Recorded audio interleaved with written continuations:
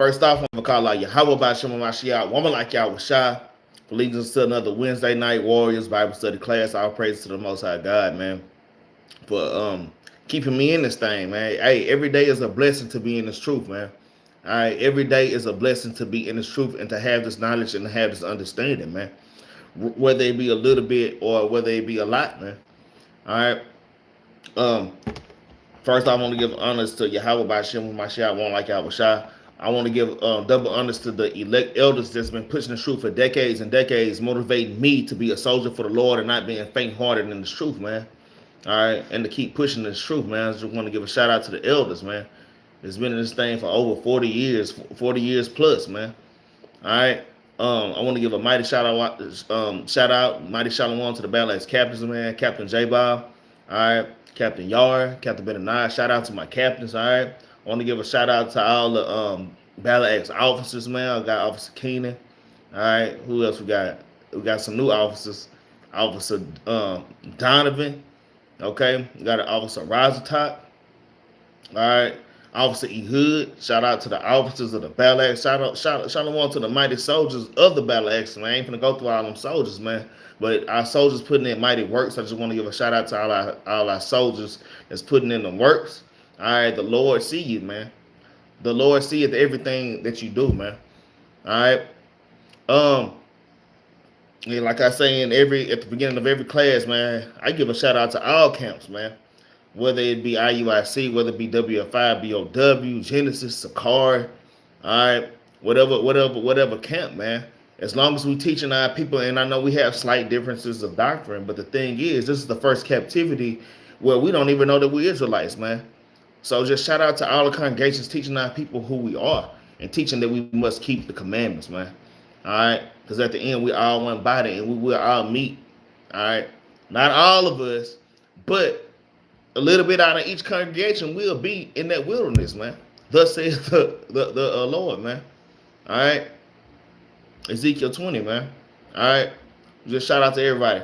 And also, I want to give a shout out to all the mighty sisters of Israel. We got some mighty, mighty sisters in Israel, man. I just want to give a shout out to the sisters, y'all. The ones that's married and unmarried, cooking, cleaning, sewing, doing whatever, serving, doing whatever you can do to exalt the ministry, man.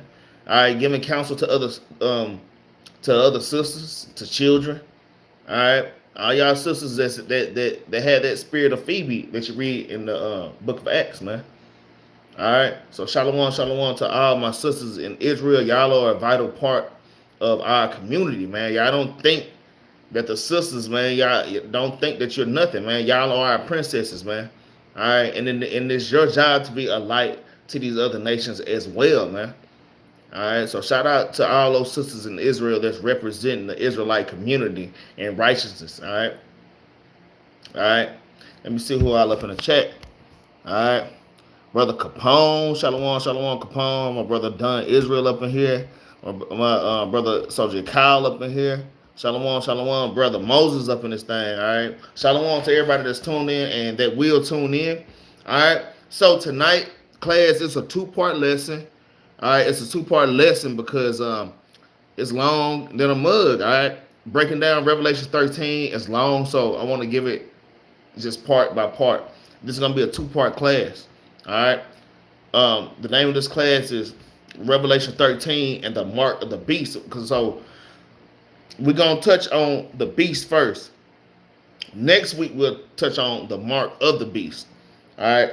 So in this class, we're going to go through, this whole class is going to be the first 5 verses of chapter 13 because that's a breakdown. All right. So y'all brothers and sisters, y'all get y'all pens and your paper ready. All right. And I tried to make this breakdown as simple as possible. All right, I'm trying to up the ante with my understanding and my knowledge of the scriptures, which we all should be doing, man. All right, we all have to push for more wisdom, knowledge, and understanding in this truth, man. All right, shalom to my sister. Sister Genesis is up in this thing, man. Shalom to Sister Genesis up in here. All right, so our first precept we're going to start off with is Hosea chapter 12 and verse 10. Because when you're dealing with prophecies, and you dealing with the Bible, period, man, you have to understand Hosea 12 verse 10. All right, you have to understand Isaiah chapter 28, verse 9 through 11. All right. Different things that help you to understand the scriptures. I was already there. I just flipped off the page. I forgot I already had it there before I even started the class. Now I got to go back and get it. All right, Salakia. All right, Salakia for that. All right, Hosea chapter 12 and verse number 10. Before we start this, I'm going to tell you, Revelation have a lot of Christians bugged out, man. All right, have Christians bugged out, man. But this is Revelation chapter 12, verse 10. It says, I have spoken. I have also spoken by the prophets, and I have multiplied visions and used similitudes by the ministry of the prophets. So the Lord used similitudes, man. He used visions and similitudes. A lot of the prophets in the Bible, the Lord gave them visions, all right, of certain things, and they really saw these things, but it didn't literally mean that. All right. That's why it says, I have multiplied visions and similitudes. Those visions represent something. They are similarities of something else. Okay? If you have ears to hear. I'm going to read that one more time. And this is important to understand, man. And these are things you have to break down to your family too, man. Because they don't understand the Bible, man. All right? Our God is the God of wisdom, knowledge, and understanding, man, not of the simple, man. But those that are simple can gain understanding, man, if they keep the commandments. I have spoken by the prophets, and I have multiplied visions and used similitudes by the ministry of the prophets, man. So y'all keep that in mind as we go through Revelation chapter 13, 1 through 5, man. We're going to break this thing down. Y'all, like I say, a lot of this stuff I had in my Bible, but I'm going to go back over my class and make sure I add these things. I have a new Bible. Make sure I add these things in my Bible because that's the only thing to break down these prophecies, man. All right? We have to be on point in this thing, all right? And understand the days that we're living in, all right? First precept, all right? Getting into this thing, we're going to jump right into it. Revelation chapter 13 and verse 1. Let's go ahead and get it, man. Let's go ahead and get it. All praise to the Most High, man. I was excited about doing this class, man. The Lord put it in my spirit. Captain Yahri a few weeks ago did the did the prophecy on the fourth beast in the book of Daniel. All right, so we're gonna touch that just a little bit, but this motivated me to do this class. All right, but anyways, let's jump into it. Revelation chapter 13 and verse 1. It says, "And I stood upon the sand of the sea, and I saw a beast rise up out of the sea, having 7 heads and 10 horns, and upon his horns 10 crowns, and upon his head the name of blasphemy," man. A Christian to read that and be bugged the hell out. Think they watching the damn Disney movie or something. All right, these things are not literal, man. All right, these things are parabolic. So we got to slow it down. We're gonna slow it, and we're gonna break every little thing down in verse 1 just by itself. All right. Like I say, y'all have y'all pens and papers ready if you want deeper knowledge, wisdom, and understanding. All right, let's go back. It says, "And I stood upon the sands of the sea." What does the sea represent in the scriptures, man? Can anybody tell me what does the sea represent in the scriptures? What does the sea represent in the scriptures when we're talking about the sea? Is it literally talking about the ocean or a body of water, man? All right. Is that literally talking about the ocean or a body of water, man? These things have to be broken down. That's why this class is only the first 5 verses, because there's so much to break down, man. All right. It's so much to break down, man. Nations of people. Sister Genesis hit it. All right. Great nation. All right. People. Brother Capone hit it. Don Israel hit it. All right. So sea goes into nations. It goes into people, man. All right. When you reading seas and great waters, you reading these words, man. All right. Hey, Capone with Revelation 17, verse 15. I already throwing precepts in there, man. All right. In fact, Capone, that's the next precept. Except for starting at 15, I'm going to start at 12. You see what I'm saying? So, man, y'all brothers and sisters are in the spirit, man. All right.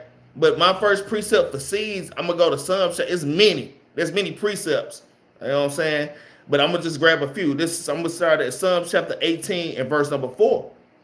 And it reads, the sorrows of death compassed me, the floods of ungodly men made me afraid. So this is just talking about water of floods are referring to men.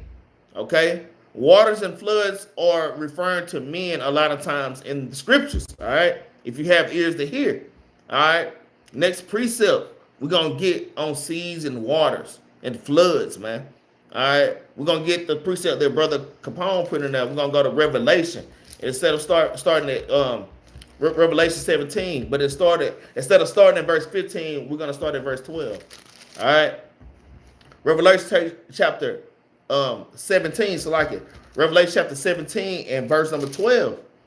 Okay, and it reads, and the 10 horns which thou sawest are 10 kings which have received no kingdom as yet, but receive power as the kings 1 hour with the beast. These have one mind to give their power and strength unto the beast. We kind of jumping ahead. We really should have started at 15 where Capone started it. But I'm keep reading. Verse 14, it says, these shall make war with the Lamb, and the Lamb shall overcome them, for the Lord of lords and King of kings, and they are with him, are called the chosen of faith. But this is the point where Brother Capone wrote, I put in the chat, verse 15. This is the precept for seas and waters. All right. And he said unto me, the waters which thou sawest, where the horse sitteth, are peoples and multitudes and nations and tongues, man. So these waters, these seas, all right, are peoples and multitudes, nations, and tongues, man. So Capone, Sister Genesis, Brother Moses, y'all all had that thing right, man. All right. So when the scriptures, a lot of times when it's talking about seas and waters on a spiritual level, it's talking about people. All right. Now we got that understanding. Let's go back to Revelation chapter 13, man. In fact, let's get one more precept on seas. Let's get one more. This one hit hard. Let's get Isaiah chapter 17 and verse 12. We went from Revelation 17 verse 12. Now we're going to Isaiah 17 and verse 12, man. Isaiah 17 and verse 12 real quick. Get one more precept on seas, man. All right. This is Isaiah chapter 17 and verse 12. It reads, woe to the multitude of many people, which make a noise like the noise of the seas. You see that? Woe to the multitude of many people, which maketh a noise like the noise of the seas. And to the rushing of nations. Because one of y'all put that in the chat. One of y'all put nations. Great nations. Done put great nations. Since Genesis put nations, people. All right. It says, and to the rushing of nations, and make a rushing like the rushing of mighty waters. Okay. So seas refer to people, man. Waters refer to people in the scriptures. All right. And waters can also refer to understanding, all depending on what the context is on what's going on. So y'all precept that.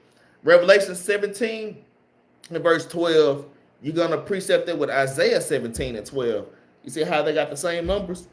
That wasn't done on accident, man. The Lord did that on purpose. He made Isaiah 17 and 12 precept with Revelation 17 and 12, man. The Lord did that on purpose, man. So that's a precept y'all should have for seas and waters, man. All right. Now we have that understanding. Let's go back. So we mainly going to be, y'all put y'all bookmarkers in Revelation chapter 13, because we're going to keep going back there. All right, we're breaking down Revelation 13, 1 through 5 in this class. Next class, we're going to break down the rest of the chapter.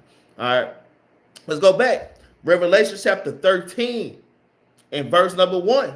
And it reads, and I stood upon the sand of the sea and saw a beast rise up out of the sea.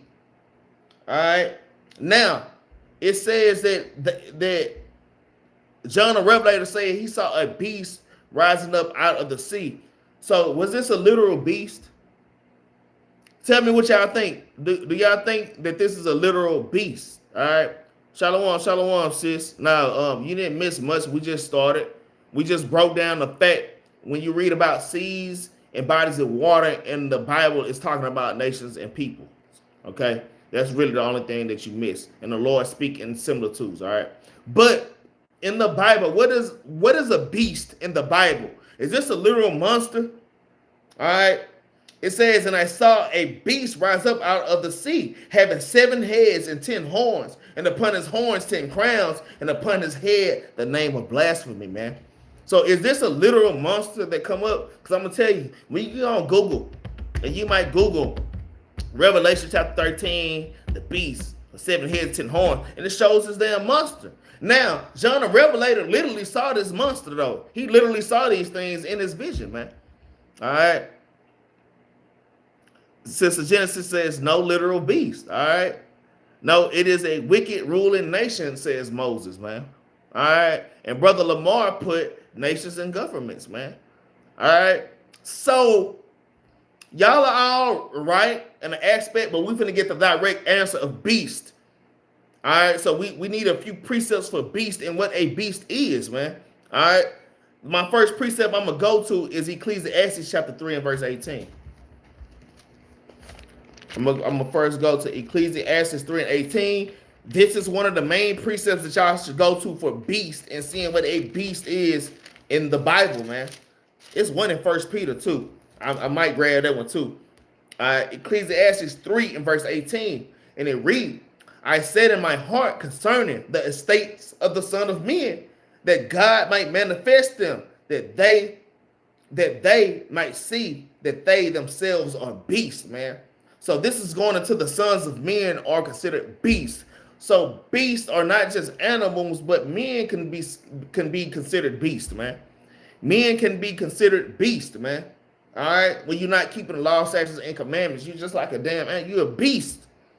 All right. You're a beast. Even when you read Revelation chapter 3 in verse 18, they don't consider you think you're rich, but you just miserable, you poor, and you ratchet, man. You a beast, man. All right, let me get that 2 Peter 2 and 12 real quick, though. I ain't had this one in class, but I'm gonna go ahead and put it anyway. We're gonna go ahead and I'm gonna tell y'all, for all my beast precepts are in Ecclesiastes 3 and 18. That's why, because that's the first thing when I see beast, that's the first place that I go when it's referring to men. All right, 2 Peter chapter 2 and verse 12. Let's go ahead and grab that real quick. Get another precept on beast real quick. All right. This is the book of 2 Peter chapter 2 in verse number 12. It says, I'm starting verse 12. It says, but these are natural brute beasts made to be taken and destroyed, speaking evil of the things that they understand not, and shall early perish in their own corruption. So this is talking about men. Peter are talking about men. All right, that speak evil things, man. And they don't have no understanding of the law, statutes, and commandments, man. All right, so that's another precept for beasts. Let's get another one, man. Let's get Psalm chapter 49 and verse 20, man. I just want to lace y'all up real quick on some quick precepts, man. All right, on beast, man, because when reading these prophecies, I've did a few classes on similitudes, man. The Bible is full of similitudes, man. Everything is not literal. All right, Psalms 49 and verse number 20. All right, and it reads, man, this is honor and understanding, not. It says man that is in honor, a man that is in honor. You might have LeBron James, President Trump, a lot of men that's in honor. All right, a lot of your favorite actors, sports players, all right, whoever you look up to. It might be a podcaster that you look up to, and they're rich, and you listen to them. You kind of listen to them every day. These people are honored, man. These are honorable people, right? In this world. It says, man, that is in honor and understandeth not. They don't have no understanding of the scriptures, though, man. Let's see what the Lord is saying. It says it's like the beast that perish, man. It don't matter who in the hell you are, man, on this earth. If you don't have law, statutes, and commandments in your life, you're like the beast that perish, man. It don't matter how much honor you have in this world, man. Let me get another precept, man. Let's get that revelation. It don't have beast in it, but I got to pull it. All right. Revelation chapter 3 and verse 17, it says, but thou sayest, I am rich and I am increased with goods, man. There's a lot of male podcasters that I like. I be listening to them, but I filter everything through the scriptures. And the more I listen to them, man, they be saying some old wicked stuff sometimes, man. It's just stuff they say that turn me off, man. Like, dudes, you're really weak, man. But it's a lot of male podcasters. I like what they say, but some things are not according to the Most High God. All right, and you're really just a coon. I'm realizing a lot of these people are just coons, man. All right, they damn slaves to this industry. All right, Revelation 3:17 says, because thy saith, I am rich and increase with goods and have need of nothing, and knowest not that thou art wretched. You ratchet, man. No matter how rich you are, the Lord said you ratchet. And you're miserable. A lot of them stars are miserable, man. I seen Beyonce, this was years ago, in the middle of her being famous, man. She on the internet crying, talking about how happy she was, but you can see those tears wasn't tears of joy, man. Miserable, man. A lot of these celebrities are miserable. It says, and poor, blind, and naked. A lot of these people that's honored today in this world, they're really miserable, ratchet, poor, blind, and naked, man. Naked meaning full of sin. They don't know what the hell is going on. They're beast, man. They are beast. All right. Let's get one more precept, man. Let's get Daniel chapter 7 and verse 17, man. Let's get Daniel 7 and 17. Yeah, y'all brothers throwing them what done. Israel said 1 Corinthians 15 and 32. It says, after the manner of men, I have fought with beasts at Ephesus. What advantage in me? That's a great precept. If the dead rise not, let us eat and drink, for tomorrow we die, man. All right. Paul say he's fighting, he's battling with beasts, man. People that don't have understanding, man. All right. Sis said, can you read my above question? You said Shalom, what did I miss? And I answered that, sis. I answered that. The only things that we went over is to show you what seas were in the Bible, because we breaking down Revelation chapter 13 and verse 1. All right. So when it talks about seas in the Bible or oceans, okay, it is talking about people. It's not talking about literal water. And write this down. That's Psalms chapter 18 and verse 4. And you got Isaiah chapter 17 verse 12. You got Revelation chapter 17 verse 12, or precepts, sis. All right. He said the whole paragraph after that, but sis, I gotta keep up with the class. I'm trying to say, I don't see no paragraph after that. Just to be honest, sis. The only thing I see of you, sis, is it says Shalom everyone. What did I miss? And then after that, you said, hey, can you read the question above? But that's the only question that I see on there. I don't know if the chat missed it. All right. I don't know if the chat missed it, but we're going to keep pushing forward, man, in this class, man. All right. Let's get Daniel chapter 7 and verse 17, man. Now let's go to Daniel chapter 7 and verse 17. Let's get one more precept. Daniel chapter 7 and verse 17, it says, these great beasts, which are four kings, which shall arise out of the earth. So we read Revelation 13, showing how these 7 heads with crowns on them, all right, rose up out of the water with 10 horns, man. So this is a precept to show that beasts are men, or they're kings on the earth, man. This is Daniel chapter 7 and verse 17. One more time. It says, these great beasts, which are four kings, which shall arise out of the earth. So a lot of times when it's talking about beasts, it's talking about men. It's talking about kings, man. It's talking about nations. It's talking about people. All right. So I just want to nail that point in all the way. All right. So let's go back to Revelation 13, man. Let's go back to Revelation 13, and we're going to read verse 1 again. That's why I'm only doing the first 5 verses, because it's a lot of breakdown with similitudes that we have to understand. We have to have the lighter understanding to get to the meat of these prophecies, man. All right. This is Revelation chapter 13 and verse 1. And it says, and I stood upon the sand of the sea, and I saw a beast. What is this beast? It's referring to a man. Okay. It's referring to a man or men. It says a beast rise up out of the sea. Seas are, we know in Revelation 17, Isaiah 17 and verse 12, all right, are peoples or nations, all right. So these kings rose up out of these nations. You have to, man, the Bible is a puzzle, and you have to put it together, man.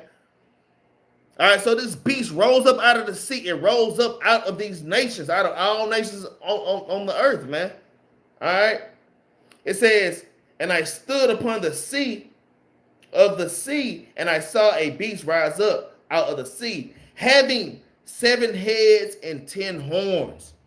So this beast, and John literally saw this beast. Okay, he didn't see me, and John literally saw a damn monster, man. All right. But on another level, these things have to be broken down. Like Daniel, when you read Daniel, man, Daniel was a specialist in breaking down visions, man. Daniel could break those things down, man. All right. And the Lord have not given us the ability to break these things down, man, if y'all understand. All right. So let's get this beast with these 7 heads and 10 horns, man. All right, let's knock off the 7 heads and these 10 horns, going into the understanding what is this beast or this man that has 7 heads and 10 horns, man. Let's go to Revelation 17 and verse 9, man.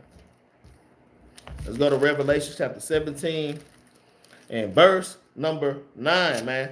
The book of Revelation is just like Song of Solomon and like Daniel. Certain books, all the understanding is within that book. But you won't get all the understanding at the beginning. Later on in that book, you'll read some in another chapter that go with something at the beginning. It didn't make sense, man. The Bible is literally a puzzle, man. All right? The Bible and the Lord gave this understanding to us, man. Esau right now is in his labs watching every single one of our class writing these damn things down, man, because we have the true understanding of this book, man. All right? But let's keep reading. All right, let's get back to the point. Revelation chapter 17 and verse 9. Let's go into this 7 heads and these 10 horns, man. Revelation chapter 17 and verse number 9. All right, and it reads, and here is the mind which have wisdom. The 7 heads are 7 mountains on which the woman sitteth, man. So these 7 heads are 7 mountains, man. That's why Isaiah chapter 28 verse 9 through 11 is so important. Precept must be upon precept because we have a parable within a parable now, man. All right, let me read that again.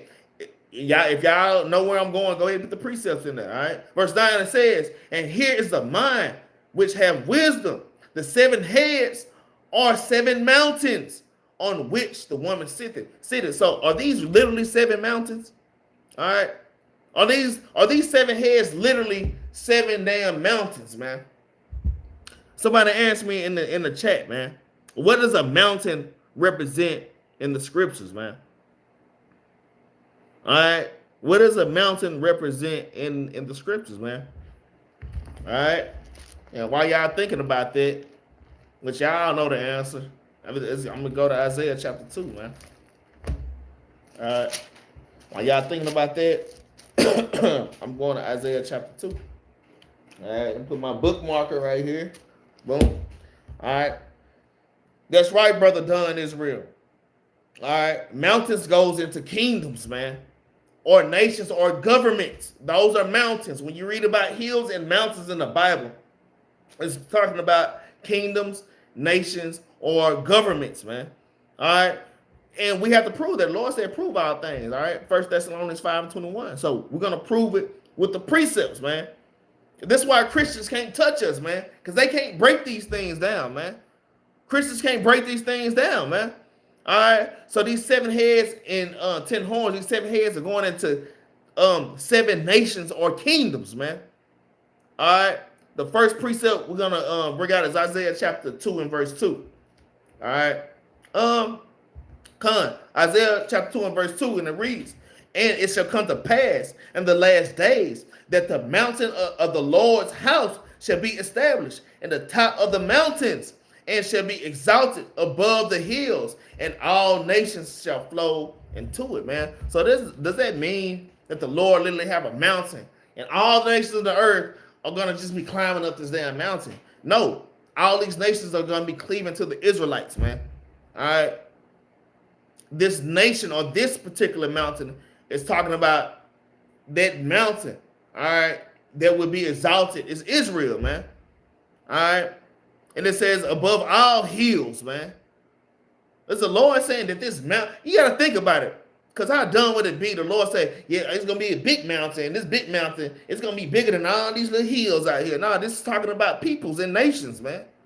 All right? The Lord is the God of knowledge, man, not of the damn simple. But if you simple, the Lord accepts you to gain knowledge, man. All right? So that's one precept. Let's get another precept, man. Let's get another precept on these hills. Let's get Jeremiah chapter 3 and verse 23, man. Let's get another precept on mountains and what they represent, man. Jeremiah chapter 23. Jeremiah chapter 3 and verse 23, all right? This is the book of Jeremiah chapter 3 and verse 23. It reads, truly in vain is salvation hoped for from hills, man. Is the Lord literally talking about a hill is vain? This has to be talking about more than just a pile of damn dirt, man. All right? It says, truly in vain is the salvation hoped for from hills and from the multitude of mountains. All right? It says, truly in the Lord our God is the salvation of Israel, man. So this is just another precept that shows that hills and mountains are talking about peoples or governments, man. Okay? It's talking about nations or governments. All right? Let's get Jeremiah 51 and 25. Let's just stay in the same chapter. Let's just flip over a few pages. Jeremiah 51 and verse number 25. All right. And it reads, behold, I am against thee, O destroying mountain, saith the Lord, which destroyeth all the earth. As the Lord talking about, it's just one mountain on the earth. Y'all gotta think about these things. If it was just one mountain on the earth, it's just a volcanic lava is coming out of it and it's just destroying the whole earth. No, this mountain is talking about a nation, man, or a government, man. It says, behold, I am against thee, O destroying mountain, saith the Lord, which destroyeth all the earth. And I will stretch out my hand upon thee and roll thee down from the rocks, and I will make thee a burnt mountain, man. The Lord is not mad at a damn piece of rock, man. This mountain is talking about a people. What people do y'all think that the Lord is talking about on here? All right. Hey, it's man, Israel putting a lot of great precepts in that, man. That Micah 4 and 1. All right. A lot of great precepts. But what do you think that who is this destroying mountain that the Lord is going to destroy later on? Who do y'all think this mountain is, man? Who do y'all think that this destroying mountain is? Who is this mountain, man? Who are these mountains? Who are these seven heads, man? Esau. That's right, Brother Lamar. All right. Esau. So we have to prove these things. We have to prove that these destroying mountains are the Edomites, man. All right. We have to prove now that these mountains is the damn red dragon. All right. We have to prove that this mountain is the Roman Empire, man. All right. It's going into the Roman Empire, and it's talking about the Edomite kingdoms, man. It's talking about the Edomite kingdoms. These are the seven heads, man. And we must prove these things, man. All right. So let's get Revelation chapter 12 and verse 3, man. Let's get Revelation 12 and verse 3, man. Which we were there earlier, but we're going back. This is Revelation chapter 12 and verse 3. We was in 12 earlier, man. We had read 12 and 14, man. All right. And 6. But this is Revelation chapter 12 and verse 3. It says, and there appeared another wonder in heaven, and behold, a great red dragon having 7 heads and 10 horns, man. You see how you get the understanding in the Bible? You're reading 13, but it gives you the understanding, more understanding in verse 12. All right. It says, and there appeared another wonder in heaven, and behold, a great red dragon having 7 heads and 10 horns and 7 crowns upon his head, man. So now we have to break this down, man. All right, we have to break these things down precept upon precept. So let's get precepts on that red dragon. Who is that red dragon, man? Who is the so-called who is so-called red on this earth, man? All right. Y'all know Genesis 25 is the first place we're going. All right. We finna prove that these 7 heads or these 7 mountains are Edomite nations, man. They're the Roman Empire, man. All right. This is Genesis chapter 25, verse 25. It says, and the first came out red all over like a hairy garment, and they called his name Esau, man. Esau is known as the red man. When you man, it's a video that's going viral right now. I don't know if I'm pretty sure y'all seen it, but it's a college professor, and he's mad as hell at AI. Cause I'm gonna tell you, man, my son been making straight A's lately. I ain't gonna lie, man. It might be because of that damn AI answering all damn questions, man. But the point is, this college professor so mad. He said, leave the AI alone. And I'm talking about he is red, man. I'm talking about having a meltdown, man. All right. We know Esau is the so-called red man. All right. That's this red dragon, man. Let's get another precept, man. Let's get Job chapter 30 and verse 29, man, which is another one of the main precepts. All right. To prove who this damn devil is, man. All right. Job chapter 30 and verse number 29. It says, and this is what Job said. He says, I am a brother to dragons and a companion to owls, man. So who was Jacob's brother? Esau, the damn red man. Job said, I am a brother to dragons, man. All right. So it's showing you, man, we have to put these things together, precept upon precept. That red dragon, all right, is going into Edomites, man. All right. These 7 heads are Edomite nations. But let's keep breaking this thing down, man. Let's get Psalms 91 and verse 13, man. Let's get Psalms chapter 91 and verse number 13. All right. It's the book of Psalms chapter 91 and verse number 13. And it reads, thou shalt tread upon the lion and adder. All right. An adder is a snake or a serpent. Okay. Thy young lion and thy dragon shall thy trample under feet, man. So these are all names that these are all Edomite names, man. Even the lion, we know the Lion of Judah. Ultimately, the big dog, the big lion, goes into Judah, goes into Christ, man. But even Edomites are considered as young lions, man. It says, thou shalt tread upon the lion and the adder, man. All right, which is a serpent, which is a snake. All right, the young lion and the dragon shall thou trample under feet, man. All right. So these are going into these damn Edomites, man. All right. So now, you know, and there's some more precepts. I'm trying to keep it light. Trying not to have a 4-hour class. I'm trying to keep it an hour 30. Okay. Trying to keep it an hour 30, hour 45. All right. So now we've established, I brought out a few precepts to prove, all right, that these are Edomite nations, man. All right, these are Edomite nations, man. So these 7 mountains, all right, or these 7 kingdoms, all right. So y'all write these down. Y'all should know these already. So these 7 heads are Greece, Rome, Spain, France, Germany, Russia, and Great Britain. These are the 7 Edomite nations, man. All right. These are those 7 kingdoms, man. I'm going to say it again. It's Greece, Rome, Spain, France, Germany, all right, Russia, and Great Britain, man. All right. Let's get Revelation chapter 17 in verse 11, man. We're gonna prove a little bit more on that. Let's push forward on that. All right. Let's just make another point.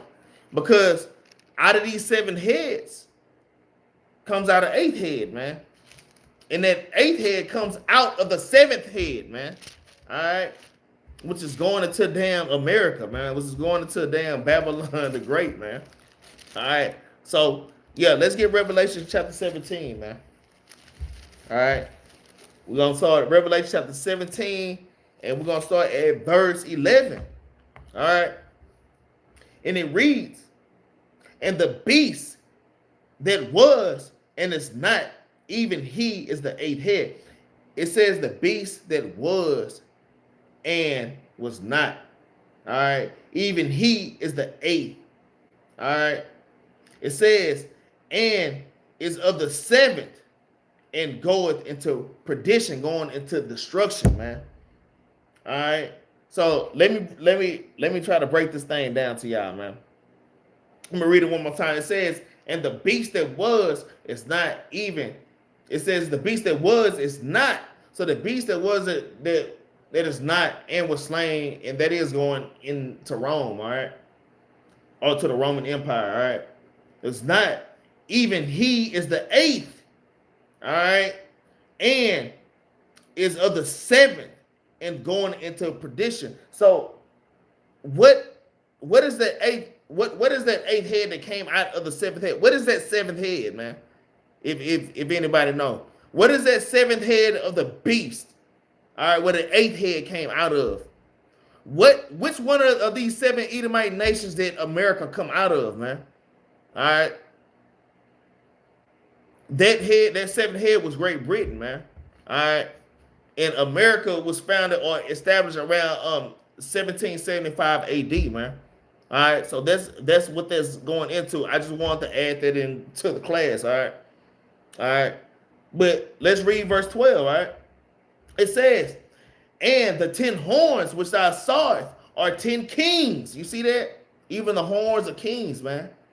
You have 7 heads, which is 7 nations, but even the horns are kings, man, which have received no kingdom as yet, but receive power as kings 1 hour with the beast. So upon a time, though these 10 kings receive power with the beast, man. All right, with this great beast. All right. So what are those 10 horns? Does anybody know what those 10 horns are that share power with the beast? Does anybody know, man? This is going into NATO and the EU nations, man. This is going into NATO and EU. All right. What are these 10 nations? You have Belgium, you have France, Germany, Greece, Italy, Luxembourg, the Netherlands, Portugal, Spain, and the UK. That's right, Sister Genesis. These are the EU nations, man. These are these Edomite nations that rule the earth today, man. These nations rule the earth today, man. And the EU exists right now. There's slightly little changes being made, but these are the original EU nations, man. All right, I'm gonna read it again just in case y'all want to write it down. We have Belgium, France, Germany, Greece, Italy, Luxembourg, the Netherlands, Portugal, Spain, and the UK. These are the 7 horns that share power with the beast, man. Shalom, lovely land that just joined in. All right. Hey, I'm gonna ask y'all this. What does a horn represent in the Bible? When you see a horn, not the kind of horn that you blow, but the horn that's on the head of an animal. What does horns represent in the scriptures? Can anybody tell me what horns represent in the scriptures, man? Can anybody tell me what horns represent in the scriptures? And I'm finna go ahead and start pulling precepts, man. And if y'all want to put a precept in there, y'all can pull up precepts about horns. All right. Strength. Done Israel hit it. Strength. Sister Genesis hit it right on the head. Done Sister Genesis strength. All right. Brother Lamar, army, and it said he put army and or might. All right. It goes into strength and power, man. All right. Strength and power. But let's get some precepts on that. Let's get Psalm chapter 89. There's many precepts on horns being strength, but I'm gonna just pull a few. All right. I'm gonna just pull a few. Y'all brothers and sisters, write these things down. We get Psalm chapter 89. Psalms 89 and verse number 16. All right. Psalm chapter 89 and verse number 16. It reads, in thy name shall thou rejoice all thy day, and in thy righteousness shall they be exalted. For thou art the glory of their strength, and in thy favor our horn shall be exalted. You see that? And the Lord, we will read the New Testament, the Lord is the horn of our salvation. Because most sheep don't have a horn, man. But our Savior, our head, he has a horn. All right, he's the horn of our salvation. He is our strength, man. All right. It says, for thou art the glory of thy strength, and in thy favor our horn shall be exalted. For the Lord is our defense, and the Holy One of Israel our King, man. That's mighty, man. That is mighty as heck, man. But, hey, let's get Luke chapter 1 and verse 68. We all know that one. Like I said, there's many. Con. Antoinette Smith, that's great. It says power, strength, power, honor, right? No, that is what horn does. It is strength and it is power, man. Let's get Luke chapter 1 and verse 68, man. The book of Luke chapter 1 and verse number 68. It says, "Blessed be the Lord God of Israel, for he hath visited and redeemed his people." All right. And we're going to see how the Lord redeem us. It says, "And have raised up a horn of salvation for us in the house of his servant David." So the Lord is going to fight for us, man. When Christ cracked that sky, he's going to deliver us from all this evil, all right, and destroy our enemies, man. All right. So Christ is the horn of our salvation. He's our power, man. Yahweh Shai is our power. Yahweh is our power, man. He's our horn, man. All right.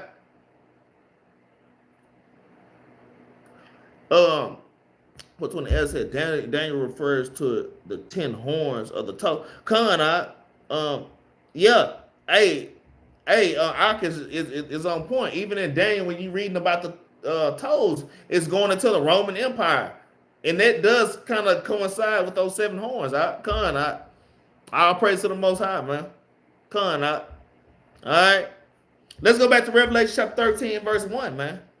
All right, we still on verse 1, but we're finna keep going. All right, Revelation chapter 13 and verse 1, it says, "And I stood upon the sand of the sea and saw a beast rise up out of the sea, having 7 heads and 10 horns." We done broke that down. We done broke down seas. We broke down what a sea is. We broke down what beasts are. All right, we broke down the 7 heads and the 10 horns, man, which also goes into these Edomite nations, man. All right. It says, "And upon their heads 10 crowns," meaning that they will have rulership. All right. It says, "And upon his head the name of blasphemy," man. And upon his head, of the head of this beast, the name of blasphemy, man. This main beast is going into America, is going into Babylon, man. All right. On his forehead is written blasphemy, man. But it doesn't literally mean on his forehead is literally written blasphemy, but that means in your mind. When it says in your hands, it means your works. When it says in your minds, it means your thoughts, man. Or blasphemy, man. In your ways or blasphemy, man. And what are ways that this beast or blasphemy? All right. Let's get Revelation 14 and verse 9, man. Revelation 14 verse 9, next page over. All right. It reads, "And the third angel followed them." Salakia. Revelation 14 and 9, I'm right. It says, "And the third angel followed them, saying with a loud voice, If any man worship the beast and his image and receive his mark, his mark in his forehead or in his hand, the same shall drink the wine of the wrath of God, which is poured out without mixture into the cup of his indignation, and he shall be tormented with fire and brimstone in the presence of his holy angels and in the presence of the Lamb," man. The Lord is going to destroy you, man, if you have that mark. It didn't just say in your head right here. It said in your head and your hands. Meaning you have the mind of an Edomite and the mind of the damn Satan and wickedness and your works in your hands, man. You doing these things, man. Does this literally mean that you bowing down to a God? You get on your knees and you're bowing down? No. All right. Hey, this is how you know that you have the mark of the beast. When you celebrating Christmas, man. You can't help but to sit there, decorate that damn tree that the Lord tells you not to do in Jeremiah chapter, chapter 10, man. All right. When you damn celebrate your birthday. When you're not keeping the high holy days, you're bowing down to the beast, man. All right. When you the whole gay pride thing, man, that's bowing down to the beast. It's okay for a man to rule over a woman. That's bowing down to the beast, man. That ain't thus saith the damn Lord. That ain't thus saith the Lord. It's like you. All right. You going down to, it's all right to read the Bible, but then I go out to the club and commit all kind of fornication because that's what this society teach you, and then show up on Sunday morning. That's bowing down to the beast, and that's blasphemy, man. These are the blasphemies. Salaki, I'm tongue-tied. These are the blasphemies, man. When you doing Sunday worship, when the Lord told you that that the Sabbath was on the seventh day. All these things are the thing. That is the mark of the beast. I'm kind of jumping ahead. This is really the next lesson, all right, for next week. But I'm gonna go ahead and give it to you. That's how you bow down to that image, man. All right, when you are part of this world, when you're part of this society. All right, I'm gonna read that one more time. Revelation 14 and verse 9. It says, "And the third angel followed them, saying with a loud voice, if any man worship the beast and his image, and receive his mark in his forehead or in his hand, the same shall drink the wine of wrath of God," man. All right, so we have to make sure that we come up out of Babylon, which speaks about in Revelation chapter 18, man. We have to come out of her, man. All right, we want to make sure we don't have that mark or the mind of wickedness, man. And that's basically what the mark of the beast is going into. But like I said, next lesson, we're going to go deeper into that. All right, let's get another precept, man. Let's get Revelation 14 and verse 1. Let's just jump up to verse 1. All right, Revelation 14 and verse 1, it says, "And I looked, and lo, a lamb stood on the Mount Zion, and with him 144,000, having the Father's name written in their foreheads." So you're going to have those wicked people, all right, family members. They're going to have the mark of the beast. They're going to have the mind of the beast. They're going to be rubbing their hands. Like, yeah, I can't wait to get that next shot. That next shot they coming out with. I had a brother.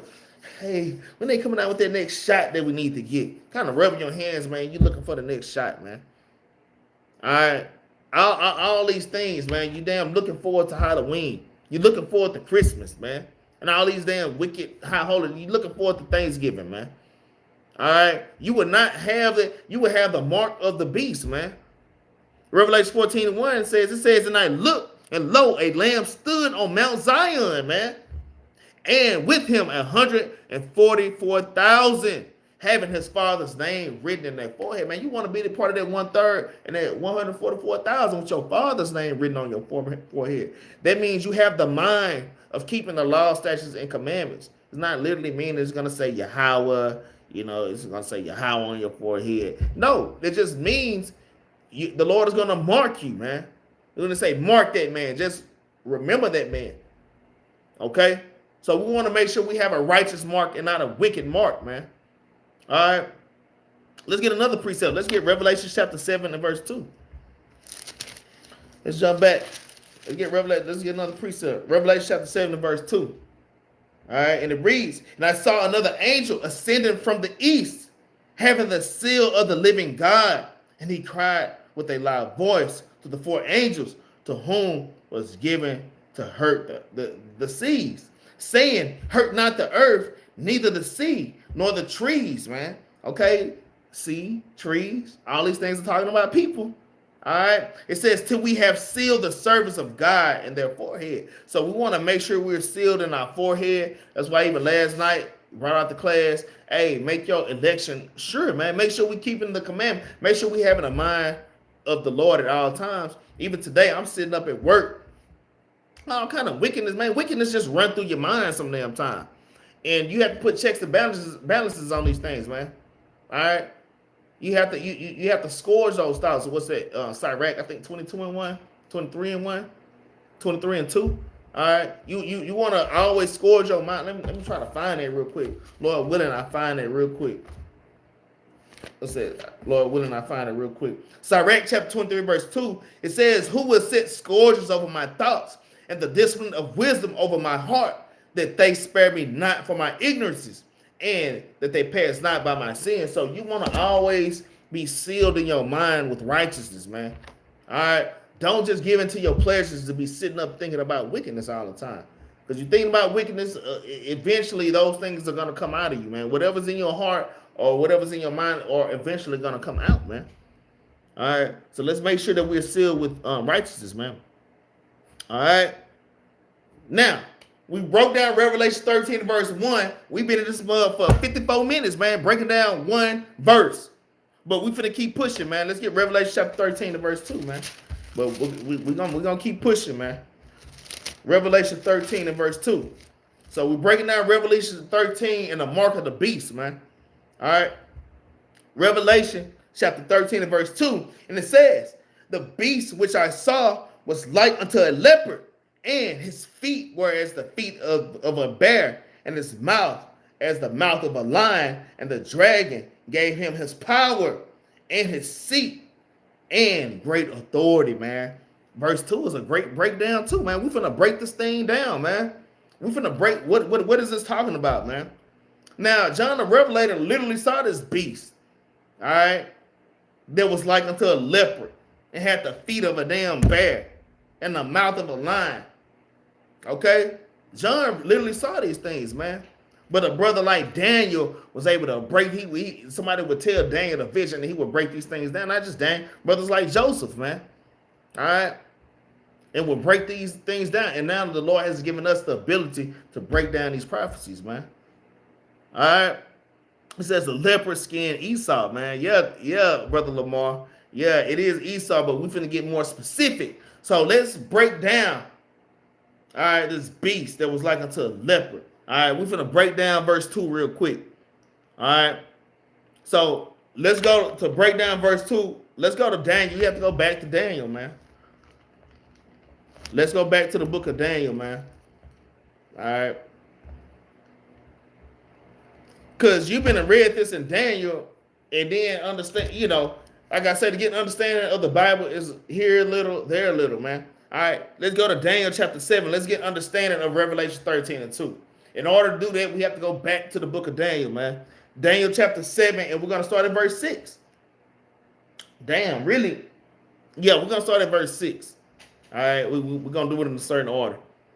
All right, Daniel 7 and 6, it reads, after this I beheld, and lo, another like a leopard, which had upon its back it for a wing. I'm read that again. After this I beheld, and lo, another like a leopard, which had upon the back of it 4 wings of a fowl. The beast had also 4 heads, and dominion which was given unto it. So this is going into the Greek Empire. These are going into the Greeks. All right. Alexander the Great now. And those 4 wings are his 4 generals. Okay. All right. So when you read Revelation 13, it's a mixture and it has the characteristics of ancient nations, man. All right. It's a little bit of Greece, a little bit of Rome, right? A little bit of Persian to me, a little bit of Babylonian in it, a little bit of Russia. All right. But let's read it again. Daniel chapter 7 verse 6. After this I beheld, and lo, another like a leopard, which had upon the back of it 4 wings, and of a fowl. The beast had also 4 heads, and the dominion was given unto it. So this is going to the Greek Empire. All right. So when you read in Revelation 13 and verse 2, when it's talking about like unto a leopard, it's talking about the Greek Empire. All right. It's talking about the Greek Empire. All right. Which is one of the 7 heads, man. Also. All right. So keep these things in mind. And also Alexander the Great, or Alexander the Freak, or the Greek, who we call him, because he was a freak. All right. He was a damn sodomite. And they used to go to war with no pants on, man. All right. Just all kind of crazy. But Alexander, when he wrote, Alexander literally had a leopard. He used to sit on leopard skin. Alexander the Freak literally, when he was riding on his horse, he used to literally sit on leopard skin, man. All right, that's just another fun fact. All right, so we got the understanding in Revelation chapter 13, verse 2. All right, that leopard is going into the Greek Empire, man. Let's go back to Revelation chapter 13. All right. Let's go back to Revelation chapter 13. In verse 2, it says, and the beast which I saw was like unto a leopard, and his feet were as the feet of a bear. Who is this bear, man? Who is this bear? All right. So we know the leopard goes into the Greek Empire, but who is this bear? What nation is this bear talking about, man? All right. What nation is this bear talking about? Which one of these 7 heads, man? All right. Is going into this bear. All right. Let's get the precept. Let's find out who this bear is. Let's go to Ezekiel 39. All right. Ezekiel chapter 38 and also Ezekiel chapter 39 goes into Russia or Gog and Magog. These two chapters, man. All right, but we're gonna get Ezekiel chapter 38. Nah, Ezekiel chapter 39. So like you. We're gonna get Ezekiel chapter 39. These 2 feet that was like a bear, and I'm gonna tell you what is the symbol of Russia when you think about Russia. What is the symbol of Russia? You always see that damn bear, man. The symbol of Russia, even to this day, is a bear. Okay, Ezekiel 39, Salakia, and we're gonna read verses 1 through 4. Okay, this is Ezekiel chapter 39 and verse 1. It says, Therefore, thou son of man, prophesy against Gog, and say, Thus saith the Lord God, Behold, I am against thee, O Gog, the chief prince of Meshti and Tubal, all right, and Meshach and Tubal, Salakia. And I will turn thee back and leave but the 6th part of thee, and I will cause thee to come up from the north parts. You know, Russia is north of America, man. The Lord said that they're going to come from the north parts, all right? And I will bring thee upon the mountains of Israel. Is it talking about literal mountains in America that's named Mountain of Israel? No, it's talking about our nation here in America when we're in the wilderness, man. The Lord is going to send these Russians upon us, man. Okay? It says in the north parts, and I will bring thee upon the mountains of Israel, man. Okay, and it says, and I will smite thy bow out of thy left hand, and I will cause thine arrows to fall out of thy right hand. Thou shalt fall upon the mountains of Israel, thou and all thy bands, and the people that is with thee. I will give thee unto thy ravenous birds out of every sort, and to the beasts of the field to be devoured, man. So the Lord, I'm gonna tell you, a lot of things is gonna be going on in Jacob's trouble in World War III. A lot of things are gonna be going on, man. Things you can't believe, man. These people are going to come against us, and the Lord is going to smite them. These are the things that we have to look forward to, and that's why we have to keep the faith. That's why we have to be built up in prophecy and in scriptures. So when these things do happen, we don't damn bug out, knowing that the Lord is going to kill. And the Lord is going to kill these damn people, man. And the birds of every fowl of the air are going to be picking their damn dead bodies, man. All right. So Revelation 13. Those 2 feet are going to Gog and Magog. This is going into the Russians. All right. This is going into the Russians. Let's go back to Revelation chapter 13 and verse 2, man. Revelation 13 and 2 again. Breaking these things down. It says, And the beast which I saw was like unto a leopard, and his feet were as the feet of a bear, and his mouth as with the mouth of a lion. Okay, so now we got to break this lion down. Who represents the lion? The lion, man. Who represents the lion in the scriptures, man? What is that? Instant out the way. Who represents the lion in the scriptures? If anybody could tell me, Brother Don Israel, Brother Lamar, can anybody tell me who this lion is, man?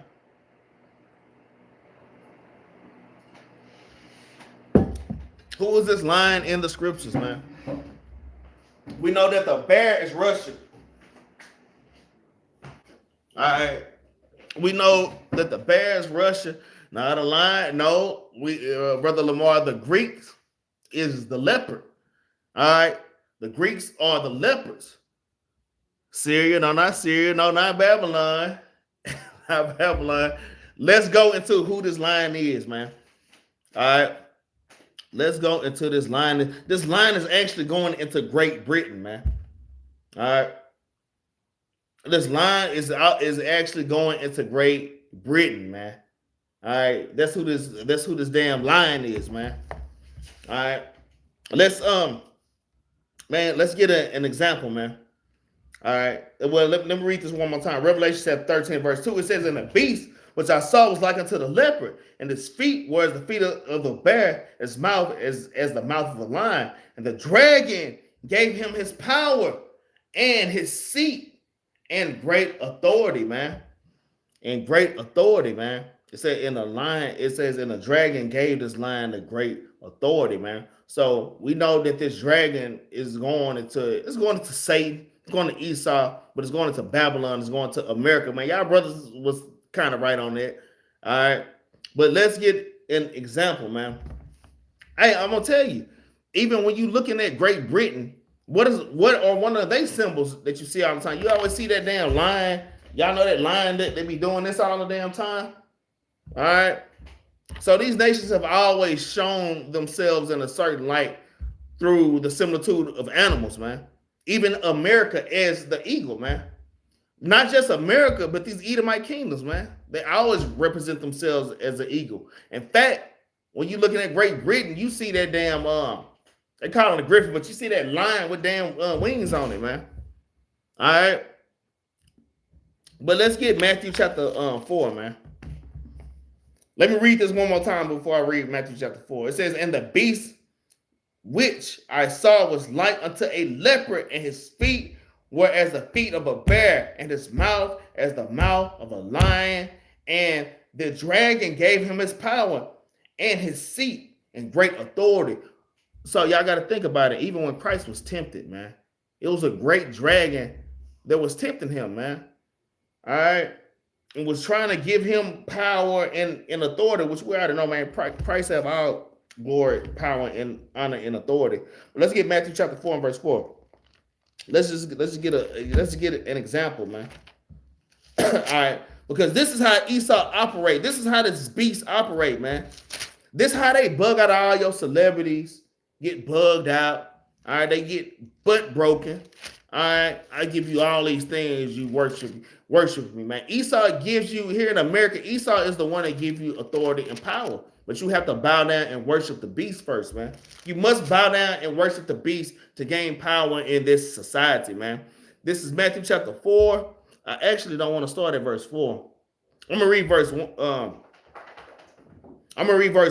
Matthew chapter 4 and verse 1. It says, then was led up of the spirit into the wilderness to be tempted of the devil. All right. So we know Christ was led in the spirit to be tempted of the devil. Let's jump down to verse 8. It says, again, the devil taketh him up into an exceeding high mountain and showed him all the kingdoms of the world and the glory of them. All right. And said unto him, all these things will I give thee, if thou wilt fall down and worship me. This is the same thing, man. All right. And how the world worship this beast now. Hey, if you worship me, I'm going to tell y'all, that's a lot of damn sodomites I know, and they get in high positions. Y'all ever notice that? In the workplace, you see the most effeminate damn men. I just noticed that in my job today. All right. You have to bow down and worship this beast to get to a certain position, man. Like I say, man, all these celebrities and even some of these basketball players, man, a lot of these sports are scripted. Man, you have to bow down to this system, man, to get put up high, man. All right. So this is just giving you an example and to give you the characteristics of who this damn beast is, man. What other places like America, man? All right. Hey, wherever you live in this darkness, if you want to come to the light, which is false light, come here. All you damn Elamites, all you Chinese, come here. You come here. You could be a damn sodomite. You could be whoever that you want to be here, man. All right. But you must bow down and worship the beast, man. All right. Let's go back to Revelation chapter 13, man. Salakia.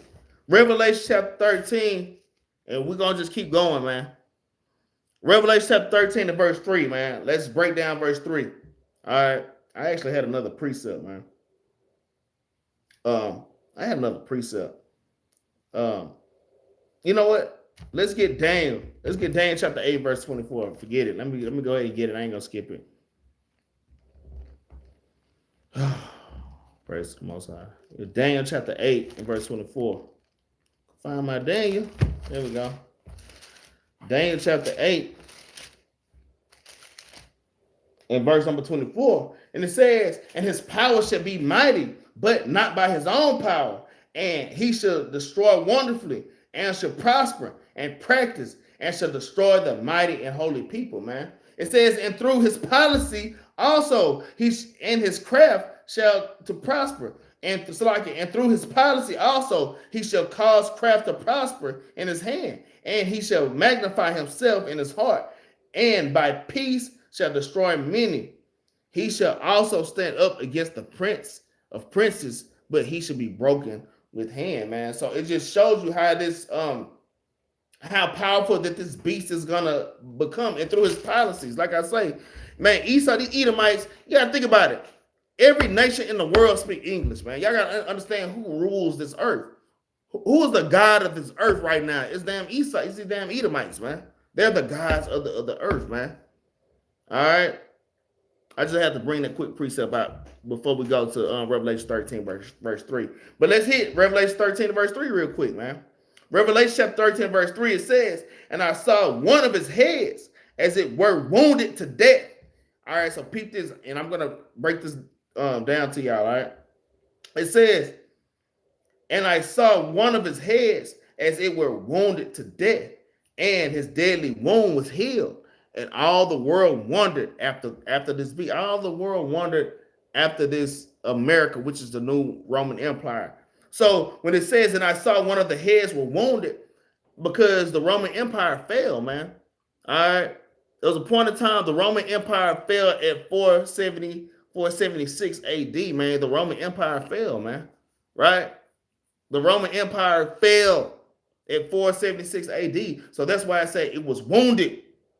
All right. And it fell for a disposition of time for 1,000 years. That's during the Dark Ages, man. That's during the Dark Ages, and we ruled Europe at that time, man. All right.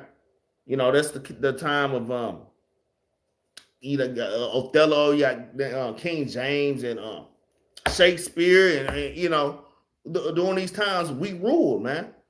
All right. So from 476 AD all the way to the Renaissance, all right, 1400 AD, we ruled for 1,000 years, man. So the Roman Empire had fell all the way, man.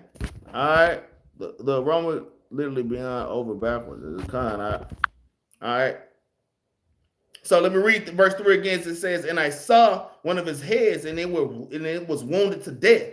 All right, so hey, the Roman Empire was destroyed, man. That's what that's going into. And his deadly wound was healed, but he came back on the earth. He was only put away for 1,000 years, and then the Lord revived the so-called white man, and he started rebuilding all the desolate places, man. It says, and all the world wondered after the beast, man. Everybody wondered after America, man. All right, and this damn wickedness, man. Let's get a precept. Let's get Revelation 20. Let's go to Revelation 20 and 1 on that 1,000 years, man. Let's prove that. Revelation chapter 20 and verse 1, it says, and I saw an angel come down from heaven, having the key of the bottomless pit and a great chain in his hand. It says, and he laid hold on the dragon, so-called these damn European nations, man. The Lord held hold on the dragon, that old serpent, that adder, man. All right, which is the devil and Satan, and bound him 1,000 years. So this is the precept for that. So one precept you can put for Revelation chapter 13, verse 3, you can put Revelation chapter 20 and verse 1 through 2, man. That is a direct precept, man, on how the Roman Empire was wounded, but then for 1,000 years, and then it was revived. Okay. All right. When you're going back into like the Renaissance time, you know, and when they became revived, that's when they started painting everything white. That's when everything became white. That's when Christ became white. All right, that's when God became white, and all the angels became little Edomite naked babies, white Edomite naked babies. All right, that's when everything. That's when Beethoven became white.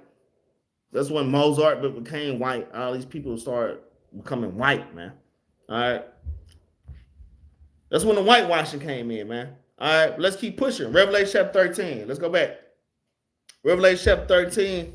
And we're going to start at verse 4. It says, and they worshiped the dragon, which gave power unto the beast. And they worshiped the beast, saying, who is like unto the beast? Who is able to make war with him? Who's able to make war with America, man? With this damn so-called white man. America A-OK. America A-OK. All right? That's the place you damn come to. Who can make war with this place, man? This place made fire fall out of the sky. All right, and devour whole said, get out of that bag, get out of the bag. Don't do that. They're my dog. All right, but who can make war with America? All right, these white people, they are God. They God, man. All right, like I say, Jesus is white. All right, God is white, and the angels are white, man. And people bow down to these damn people, man. All right, who can make war with this place, man? All right, got the greatest military on the earth. All right, let's move on to verse 5. Revelation 13:5. And this is the last part of this class, man. The last part of this class, I'm thinking about cutting one part out of it. It's a slightly mathematical part at the end, but it ain't too hard of a breakdown. All right, it ain't too hard of a breakdown. So let's get the last part. It says Jesus was still is a nigger with an afro, man. So we got scoffers in there, and I ain't even gonna show that. I'm gonna just hide that, man. All right, you got people talking about Jesus was a nigger with an afro, man. And nigger just really goes back to the word black. I mean, it really ain't no big deal. Hell, they call Paul and Barnabas nigger, man. They been calling us nigger, man. They've been calling, and y'all read that in Acts chapter 13 and verse 1. They've been calling us nigger. It just means black. All right, I'm gonna go ahead and show that. Go ahead and show that because the Lord just, Oh, another moderator handled it. Oh, it was me. So I hid it, but I decided to show it. But this guy put Jesus was and is still a nigger with an afro. All praise to the Most High, man. All praise to the Most High. All right. And so was Simeon. Simeon was a nigger also, man. King James of Judah. That's right, man. All right, nigger. It just goes back to black. Those niggers, they've been called us niggers since in the Bible. When I show Christians that and my family members that, they be bugging out, man. I didn't even show a few coworkers that. Be careful with your coworkers, though. I done showed a few coworkers that certain ones, certain ones that think they Christians, that they think they're a pastor, and I go, show them, what's that 13-1? Oh, niggers in it, yeah. Man, that's us. That's us. They just proved that that's us, man. All right. But anyway, let's get back to class, man. Revelation 13 verse 5. We're finna break down this last verse, man. We're gonna break down this last verse. Revelation chapter 13 verse 5. It says, and there was given unto him a mouth speaking great things and blasphemies, and power was given unto him to continue 42 months. Okay, so let's break down this verse. All right. Speaking great blasphemies, man. What are the great blasphemies that this beast speak, that America speak, that the so-called white man speak, man? All right. The white man think that he's so proud. He think he has all the answers, man. The white man think they have all the answers. I got work stories out the ass right now. I ain't gonna lie. I got work stories, man. On how bugged out and how proud these damn people are, man. I got work stories, man. I ain't finna tell you I no work stories, but I got work stories, man. I'm gonna go ahead and tell one anyways. I'm gonna tell you our work story on how proud these damn people are, man. So I'm one of the chief technicians at my job, man. Okay. But they will not promote me. They won't promote me, man. Okay. I designed this machine that charged a bunch of different kind of watches. It charged Apple watches, it charged Google watches, it charged Samsung watches all at the same time. All right, I charge them all at the same time. Put them on this little thing, and it's magnets. It's magnets. You kind of just stick them on it. This damn Edomite comes in. She comes in. It's this new lady. She's like the new, not CEO, but one of the chief people there. I can't think of her title. Edomite comes in. A woman. Guess where she's from? Great Britain. And yeah, she talks like this. And yeah, she comes in and she look at me, man. All right. And she see the power and the glory that the Lord had put upon her. Man, look, y'all don't think y'all just nobody in this place. Man, people, y'all keep the commandments. Don't ever think, man, you might be dealing with little stuff, but man, don't think that you just nobody know, man. There's light on you, man. Anyway, let me tell the story. So this woman saw this machine that I built, and she was mad. Just like we build every damn thing, everything. You can't survive a day without nothing that an Israelite has built. So she decided to hide it. She told these other some of the IT people, hey, we need to hide that thing. Because when the hired people come, they're going to look at what he built. They're going to look at what he built and ask, what is this? And it's like, what the problem? What's the problem? A nigga then built something, a so-called nigger then built something amazing in this place, just like we always do. I built this device using scraps out of the warehouse. That's another thing. Man, she told these damn white boys, hey, build what he built. I'm gonna give y'all company money to build what he built. That's ugly. That's hideous. We don't need that. Man, even with man, but let me show y'all how the Most High work. Man, they spend all this money and they cannot replicate that. They cannot replicate that thing. They asking about it. Hey, what is this? They want to look under it to see what the no, man. Hell, I didn't even throw them a few bones, man. And they cannot they can't replicate it, man. Most High got them confounded, man. But it's just the fact. These Edomites think that they're God, man. I'ma just come. Man, you know what that woman told me when she first started working out? I'd have been here about 7 years. And you know, I done seen a lot of people in your high position got fired, a whole bunch of them. But she come in there proud. She came by me and say, I don't like the vibe. I don't, you know, she's English. The vibe, I don't know. It's just the vibe right here. It's just the vibe, right? And I'm sitting right there. She don't like the vibe where I'm at. All right, the vibe. They stacked a lot of boxes. I'm telling you, man, my job hard. Stack boxes all around me and cover up my little stand where I got my damn watch charger at. It's just amazing, man. These people are really this proud, man. But what keep me from getting depressed is reading these scriptures, man, and knowing who I am, man. And then I'm gonna tell you, it don't take long for the Lord to cast these people down and make them look like a damn fool. So, let's make a long story short. They got company money and they're trying to replicate what I made. And she keep coming to him, what have you done? And it's just a bunch of mess with a bunch of wires on the table. They can't figure it out, man. My device is this big. They device is damn 15 damn feet long. And they can't figure it. They can't hide the wires everywhere. And the Lord got her looking like a dumbass, man. But I'm just saying, these people literally right now, they are the gods of the earth right now, man. Like, literally, man, that they are in charge, man. Really, we're the gods. But I'm just saying, they're in rulership, man. This is their kingdom, man. Literally.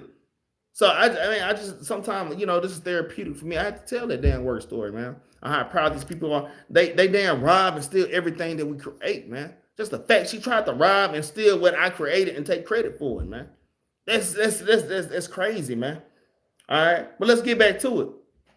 All right, we read Revelation 13 and verse 5.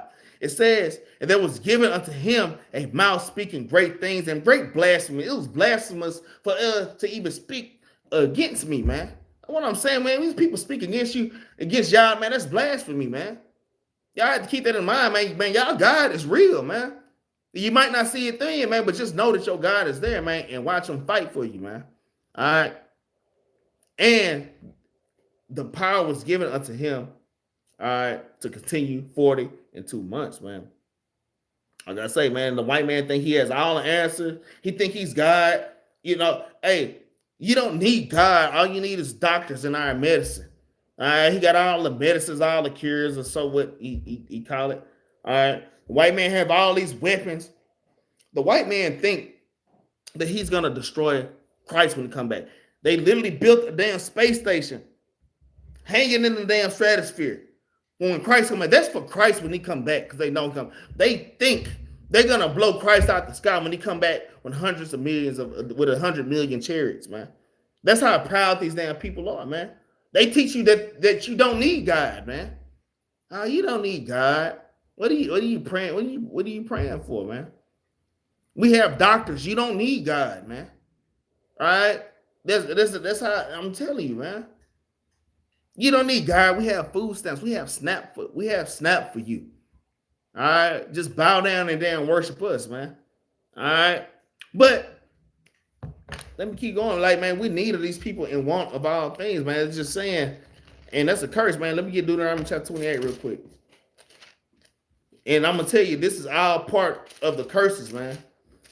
Hey, one of the captains said it not too long, man. Everything go back to the curse. All things you read through the Bible, it go back to the beginning of the book, man. All right, let's get Deuteronomy chapter 28. What is that? 50. Deuteronomy 28 and 48. Look at Deuteronomy 28, verse 48. It says, therefore shall thou serve thy enemies, which the Lord thy God shall send against thee in hunger and in thirst, and in nakedness and in want of all things. And he shall put a yoke of iron upon thy neck until he have destroyed us, man. And we are in want of all things from these damn Edomites, man. And that's part of our punishment, man. All right. But they took things a little bit too far, man. But they literally think that they're God on this earth, man. Like I say, in one of all things, man. Hey, you need to get married, you got to get a marriage license. You want to drive, you got to have a driver. Why the hell I got to have a damn license to damn drive? I understand you got to learn how to drive. I even understand insurance to a certain degree, although that's a scam also. All right. You got to have a license to go fishing to damn get free food. Okay. And one of all things, you can't go get water. Man, let them catch you gathering rainwater in the state of Texas. Your ass is going to jail for gathering rainwater. No, don't get rainwater, boy. That's a fine getting your own drinking water and filtering it. All right, one of all things, even in the state of not California, in Florida. I learned in Florida, hell, you can't even grow your own produce. Let them in a Tropicana state. Let them catch you growing produce in your backyard, man. They take your damn plants, man. It's just crazy, man. It's crazy, man. But they think they are God. Like, what's that crazy ass dude name? Orlando Brown. Orlando Brown had this one thing saying, this is one video. He's like, man, why are we paying? In Orlando Snap. He's like, man, why are we paying for apples? Grapes? Why we gotta pay for grapes? Man, these things that literally grow out the earth, man. Naturally. Why are you paying? Why do we have to pay for these things, man? Esau make it to where these things, it's hard for them to even grow out of the earth naturally, man. Spraying the damn air. Your plants don't grow right. All right.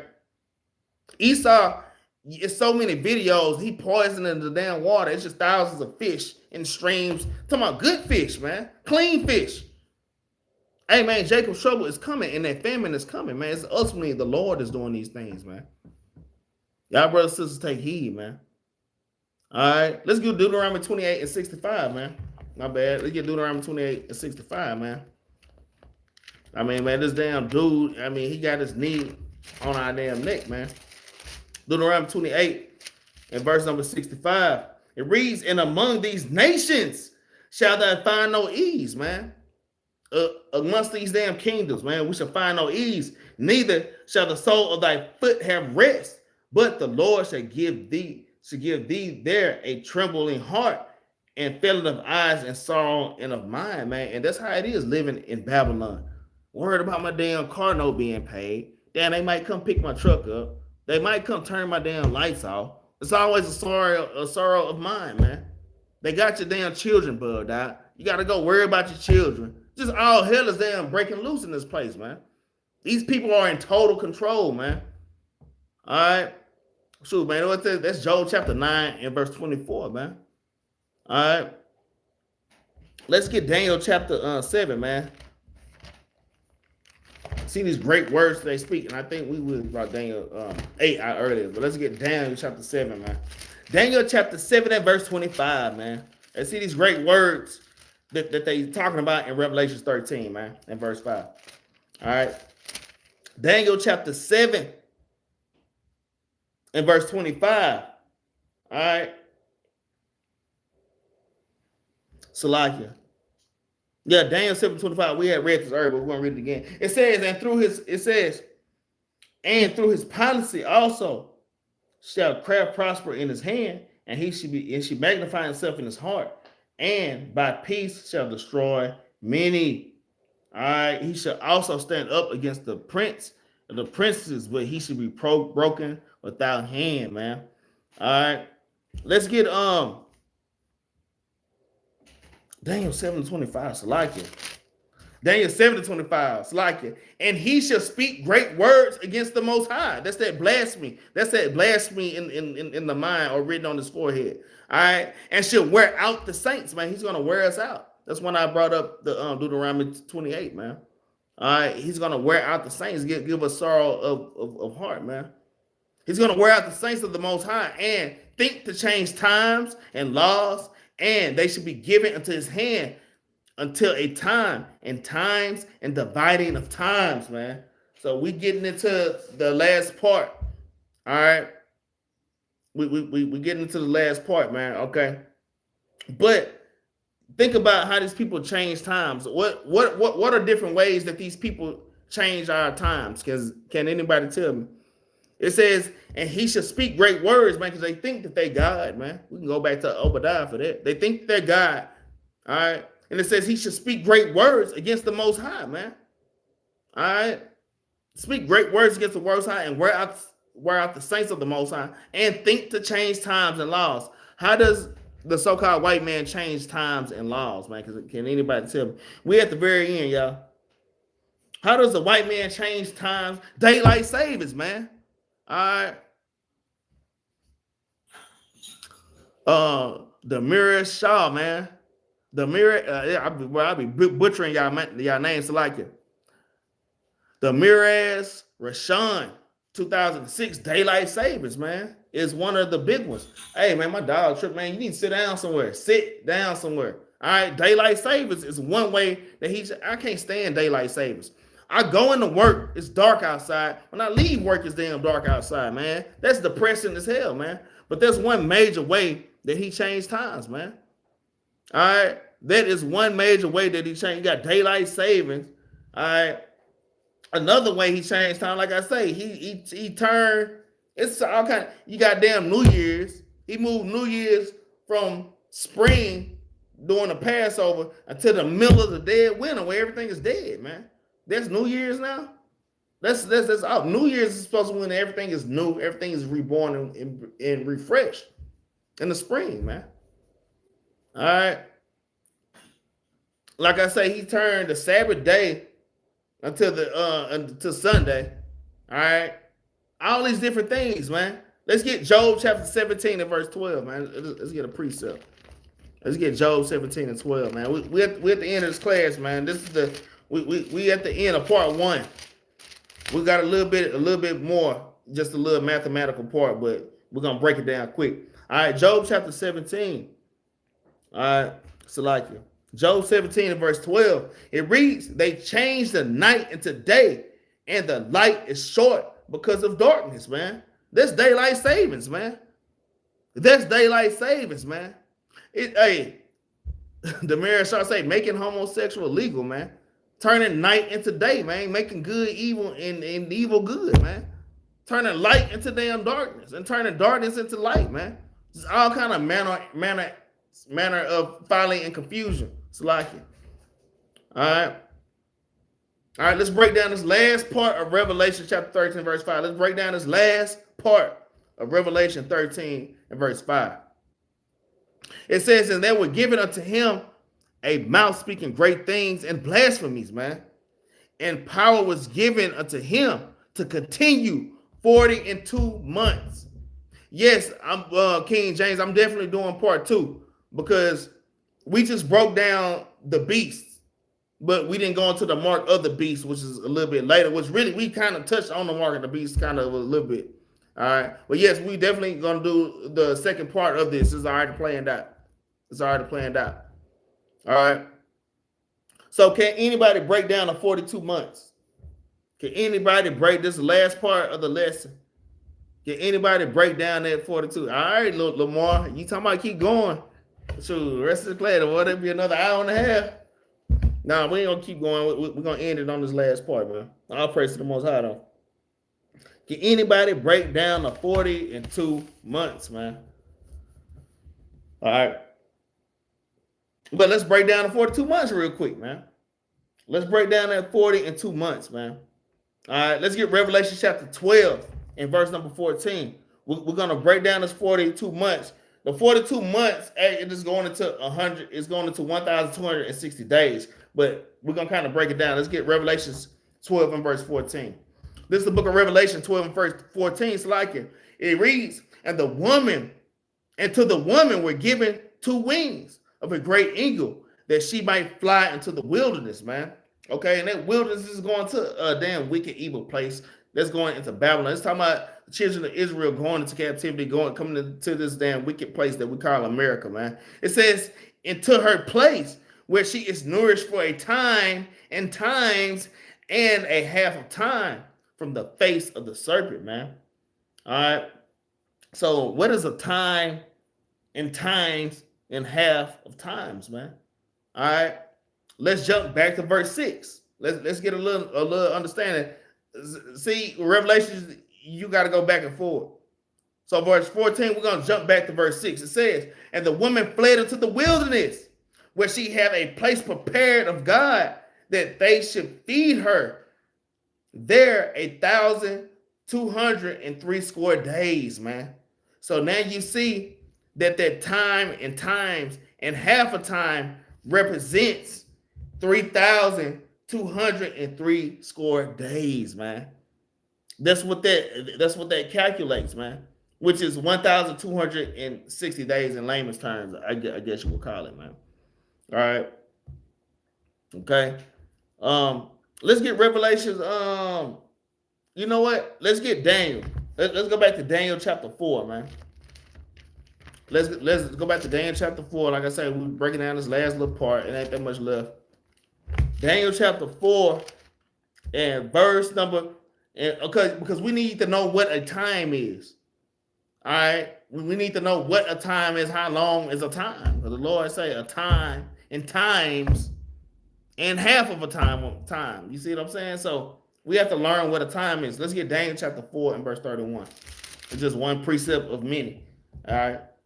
Daniel chapter 4 and verse 31, it says, while the word was in the king's mouth, there fell a voice from heaven saying, O King Nebuchadnezzar, to thee it is spoken. The kingdom is departed from thee, and they shall drive thee from men, and thy dwelling shall be with the beast. So this is another precept for beast too. The dwelling gonna be with the beast. The Lord gonna make King Nebuchadnezzar become as a beast. All right, but that's not the point. It says, and thy dwelling shall be with the beast of the field. It says, they shall make thee to eat grass as an oxen, and 7 times shall pass over thee. The Lord told Nebuchadnezzar, 7 times shall pass over thee. What does it mean, 7 times shall pass over thee?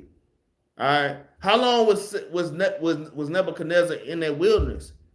Nebuchadnezzar was in that wilderness for 7 years. He was gone for 7 years, man.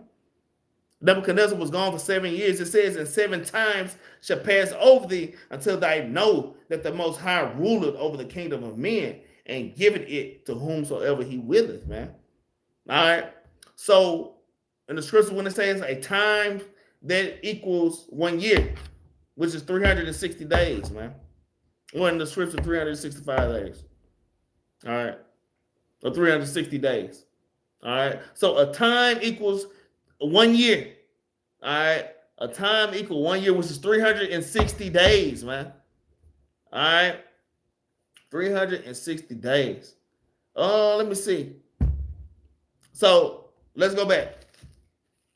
Let's go to Daniel chapter 7 and verse 25. All right. Let's go to David, because the same thing you read in Revelation 12 and 14 is the same mathematical equation you read in Daniel chapter 7 and verse 25. Let's just read it.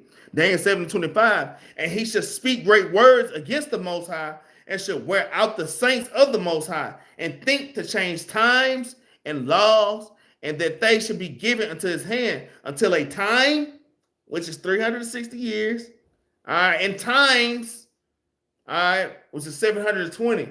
Times is 2 years. When it says times is 2 years, that's 720. So you have 360 plus 720. All right. It says, I'm reading it again, and they shall be given unto his hand until a time and times and dividing of time. What is a dividing of time? We know a time is 1 year. So what is a dividing of time, man? A dividing of time is half a year, 180 days, man. So when you add all those up, when you add a time, which is 360, times, which is 720. So you got 360 plus 720s, and then a dividing of time, which is 180, it equals 100, it equals 1,260 days, which equals, when you divide that by 30, because it's 30 days of the month, equals 42 months. We go back to Revelation chapter 13 in verse 5, man. All right. Which equals 42 months. 42 months. If you break that down, you divide that by 12, it's 3.5, man, which is going to 3.5 years. But in the spirit, it's talking about 350 years, man. In the spirit, that's going into 350 years, man. All right, that will be nourished in this place. So, and that showed you, man, hey, those 350 years are up already, man. Those 350 years are up. And that's why you see this place. That's why you see the Israelites were rising up. We're waking up. And that's why you see this place crashing right before your eyes, man. We all see this place crashing right before our eyes, man. Let me see. I had some dates. And where are those dates at? Where are those dates? Oh, they somewhere in my face. So, like I say, our next class, we're gonna start right back at this mathematical equation. We're gonna go over it again, and then we're gonna finish the rest of Revelation chapter 13. All right. I'm gonna finish the rest of Revelation 13 and the mark of the beast. Hey, I hope y'all were edified in this class. I hope y'all got understanding. I hope it wasn't too confusing. You know, I did my studying at the same time. I'm kind of trying to rush through it because we had an hour and 40. I'm trying not to make it go so long. So, like I say, we're gonna do a recap of everything next Wednesday, Lord willing. All right. All praise to the Most High, man. Like I said, I just hope y'all were edified on these things. Hey, if need be, go back and look over the video, okay, to get the understanding, especially on the math part, because really I want to break that math part down even deeper, but we just ain't got time. And then I like to have a literal, do it with the StreamYard to where I can actually write out and y'all can see the math on these things, man. All right. So with that, man, y'all please like, share, and subscribe and help us to push the truth all over the four corners of the earth, man. I just want to thank y'all brothers and sisters that have been donating and been giving alms, man. All right, brothers and sisters giving alms, man. Thank y'all for donating. If y'all want to donate, you can hit the Cash App and the GoFundMe, which is in the description below. All right, just hit that thing if y'all want to donate. I'm gonna say, man, y'all donations are greatly appreciated. Hey, y'all helping us keep the damn lights on that building and pay that high ass rent in that damn building, man. So we just thank y'all for donating, and those are great works for the Lord that y'all are doing, man. All right, I'm gonna tell you, paying alms is not just with money, man. That's just being there for your brothers and your sisters in a time of need, man. It might not just be money being there emotionally and being there spiritually for brothers and sisters, man. Brothers and sisters might be ill or anything. You might pop up with some soup or doing whatever you can do to take care and nourish your brothers and your sisters. Those are also alms too, man. All right, those are also alms too, man. All praise to the Most High, y'all, that hey, y'all spiritually fed on that thing. Like I say, I'm trying to up my game too, man. I'm trying to up my game, get deeper in these prophecies, get more understanding, man. I've been really excited about doing this class, man. So part 2 is coming, man. Hey, at the end of every class, we always bring out a law. Let's get Revelation 1 and 3.